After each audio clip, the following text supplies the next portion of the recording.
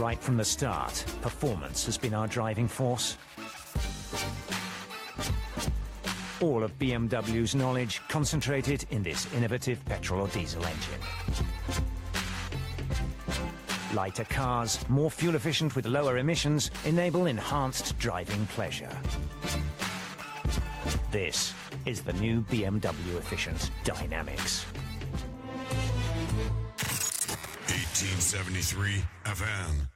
If you just tuned into the 1873 FM, thank you for making the 1873 FM your channel of choice. Tinashe Mpasiri being the name, my time, 15:50 Central African time. And it's good to know that, Robert James, you tuned in and you watching from our Facebook page. Still in the studio with me, Blanca, as well as Mr. Mawere. And we just played your track titled Working on My Dash. A very insightful song, I must say. Blanca, what's your thoughts on the song that we just played? It's an important message, right? What are you doing between life and death? You know, make sure you leave a mark on this world, though, whatever it is you do. Interesting. So interesting. that's your husband, Steve inside, and the gas cartridge. They never applied to be known. They're just living their lives, and as a result, something happens. But you look at the second paragraph, then you see the problem with this. To this end, Aspen is fully supportive of constructive measures introduced. Do you think empowerment is a constructive measure introduced by government to facilitate effective transformation in South Africa? We don't see any evidence of Stephen Sard being what? Injected with the constructive things. We see him going to the townships and bridging the gap. Then we say by government. Imagine the apartheid government was doing this. Stephen, go to the townships. Yeah, because everybody thinks that there was a relationship between success and government. So transformation is what we are looking for. Aspen has embraced the DTI, BBBEE, without even questioning. Where are we going with this black idea? When we arrive at the destination, who would be there? Black people, white people, or colored people, or maybe a new person through transformation. Aspen seeks to harness the strength and power of its diversity. How can Aspen be diverse? Human beings are diverse. Have you ever seen a company that is diverse? And you go to the address, you find the company being addressed, diverse, respecting each person for his or her ability. How can a company respect without eyes? Without ears? It's individuals who respect each other. Aspen has embarked on a transformation process and has made meaningful progress in this regard. What is the progress? So when you meet Mr. Sard, please ask him. Oh, definitely. And say, I need to sit down with you in the group of 99, the project 99. So Mr. Sard has to be there just to explain to us, what does this idea of transformation mean? What is broad about power? Huh? Imagine you have a broad purse. Where would you get a broad purse? So before we talk about the courts themselves, just the framework of corporate citizenship, now you are required to do all this to change society. But your customers are not looking for change. They are looking right now for medicine. I just want an aspirin.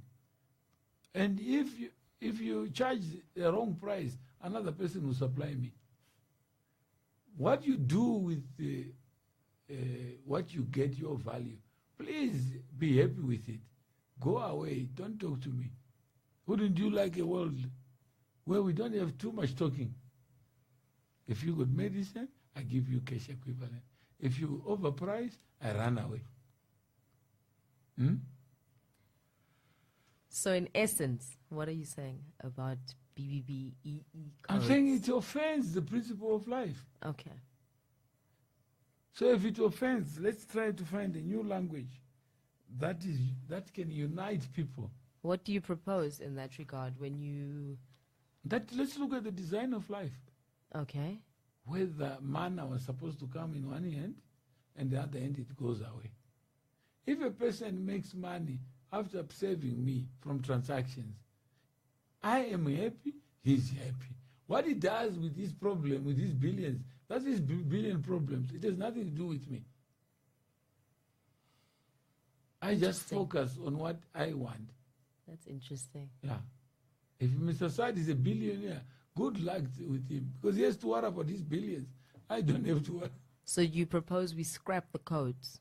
I'm proposing that let's look at how Mr. Saad acquired his firm. Okay. If we see codes, then let's go to his biography. I see the biography has no codes. It would be quite interesting to hear how he started. It's there. It's there. Well, No, how? He was an accountant. His father was an accountant. No, so are we then from that presuming that he No, funded it's just himself? one of many. Let's discover many of them. Okay. So that we get a pattern. Yeah? Millionaire medicine man. They don't call him millionaire chartered accountant medicine man.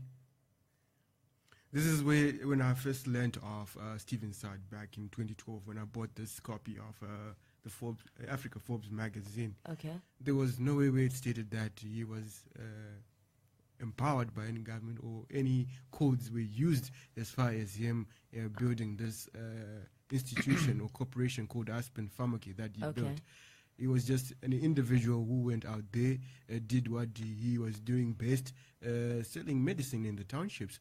He made his money from that by selling shares of. But tonight, have you met him? Yes, I've met Mr. Stephen Saad. You've met him? Yes. And you've had it. Oh, well, there's the evidence. You had it waiting.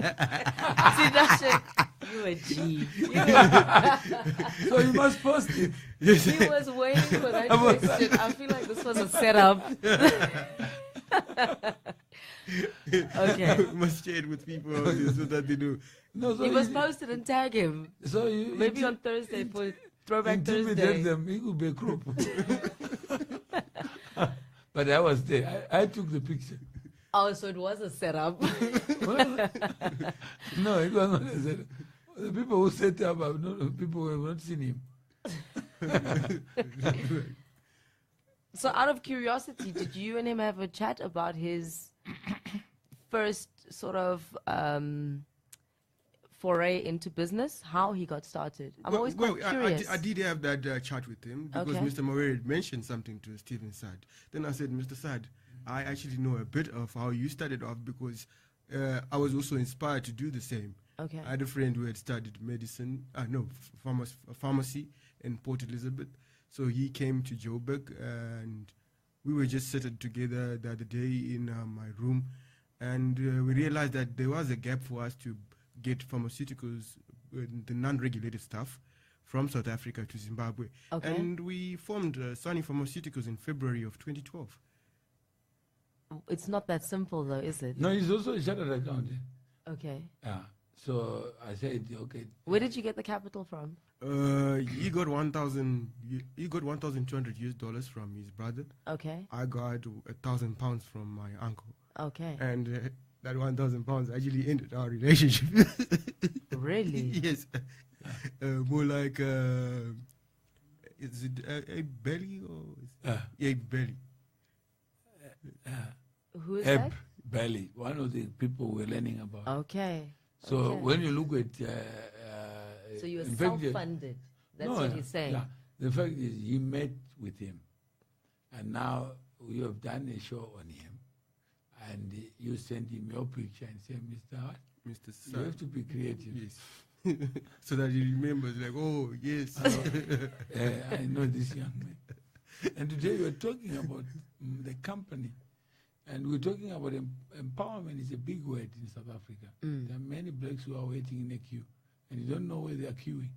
But they're just waiting for a rainy day that a white man will lose something so that they pick it up. Can you imagine? Huh? So then how do we change that mindset? Don't Right. pick up something that is... Don't wait for someone to lose You know, something. because that mindset, it lends to entitlement. That's right? what I'm saying. Let's talk about the Yes. other E. So the other E is for entitlement. The Well- invisible E. We have come to the end of the program. We can just round it up quickly, just before we go off. Maybe Blanca, your closing remarks, your thoughts on this program, and whether there's actually need to interrogate these concepts that, and especially these codes that are used on a daily basis without having a shared understanding of. I think absolutely there's a need to further interrogate this subject of broad-based black economic power, black economic empowerment, its validity more than anything. How necessary is something like this from both perspectives, right? From the black perspective, black business perspective, white business perspective, but also we need to further discuss this idea of entitlement, and entitlement, I guess, to a portion of someone's business or intellectual property or that sort of thinking. So thanks for the discussion, guys. That was really insightful, entertaining more than anything. But let's not let this discussion fizzle out. Let's keep it going, possibly on our Facebook page. Absolutely. Mr. Murray? Yeah, I think we learn a lot. Language matters, ideas matter, and when we properly deconstruct language, it can expose more, and that the future of South Africa is condemned by the people who want to secure it. That those in business think actually by following stupidity, then that will multiply into something of value. So the sooner corporates begin to talk real stuff, Yes, it's and very not true. offering stupid things, thinking that it is transformational, then you support a bad idea. You may end up the victim of that idea. Oh, interesting and quite insightful. And I must say that to those who are actually listening and or watching, I hope that you've learned something. The importance of communicating and especially engaging and forward-leaning discussions such as this. Thank you so much, listeners, as well as our viewers, for tuning in to the 1873 FM, your voice, your power. Tinashe Mpasiri being my name. Thank you, Blanca. Thank you, Mr. Mawere. Thank you. And once again, thank you to our listeners. Stay tuned to the 1873 FM, your voice, your power. Goodbye for now.